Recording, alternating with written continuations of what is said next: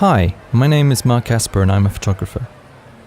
I recently exhibited some prints of my work from the Notting Hill Carnival, and I thought I would tell you about the unique way in which they were made.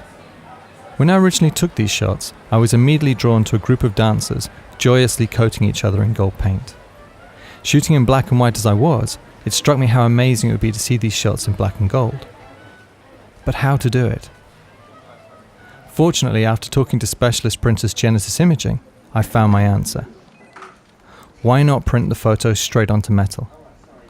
Mark Foxwell, their creative director, explained to me that rather than trying to print gold as an actual colour, we could use the colour of the metal itself. The next step was to select the right material, in this case gold-coloured dye-bond aluminium. In addition to having the right colour from the outset, it would also give the photos a frameless finish. But how is one of these prints made? Once a sheet of dye bond has been cut to size, it is placed on a special ultraviolet printer.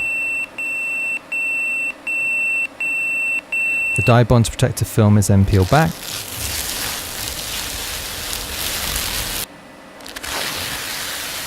and its surface checked for any dust particles that might interfere with the printing process.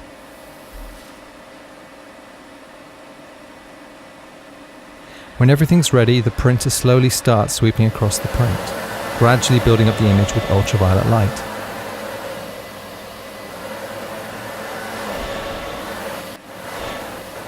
One of the amazing aspects of this technique is how the finished print ends up reflecting light, as if light is actually bursting out of the photograph itself.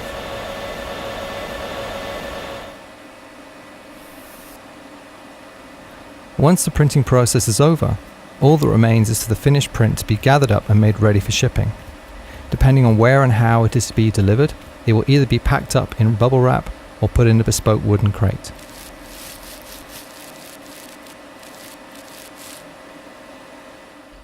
But how do I get images like these in the first place?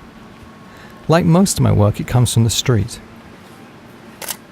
Street photography is, and I feel in some ways always will be, my first love. Like most forms of photography, it's about recognizing and witnessing life.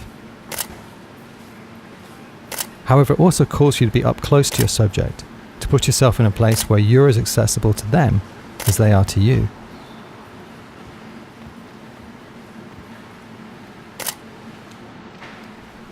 If I'm lucky, the resulting images might go on to have another life, be it as prints in a gallery or an exhibition in another country.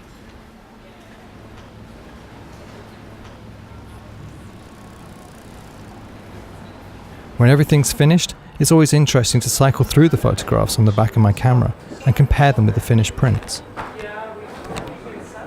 Whilst the scale of the prints may have more direct impact, that connection to the critical moment when the shutter fell will always remain.